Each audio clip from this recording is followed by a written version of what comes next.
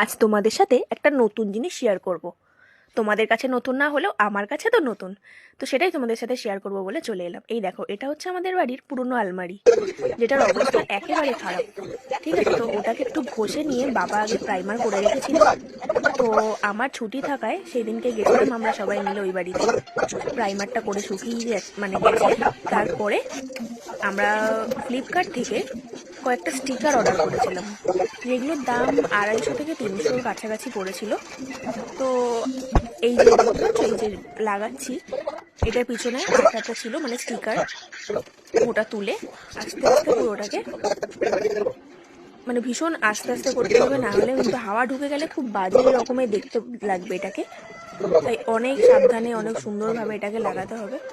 দেখো, নতুন জিনিস কেনার যে টাকাটা সেটা তো অন্তত বেঁচেই যাবে, আর পুরো নতুনের মতন লুকও দেবে। তো তাই জন্যই আর কি এই প্রসেসটা আমরা করেছি। আমাদের ঘরের দরজাটা এমনই যে যেখান থেকে আর কি আলমারিটা বার করা যাবে না, যেই কারণে আমাদের মানে আমার শ্বশুরের আলমারি কারখানা থাকা সত্ত্বেও আমাদেরকে আলমারিতে স্টিকার লাগাতে হয়েছে।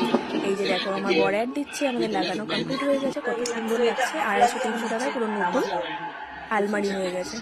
দারুণ লাগছে আলমারিটা, জাস্ট তোমরাও কমেন্ট করে জানাও কেমন লাগলো। আর তোমরাও স্টিকারটা কিনে এরকমভাবে লাগিয়ে নতুন লুক দিতে পারো আলমারিতে। টাটা।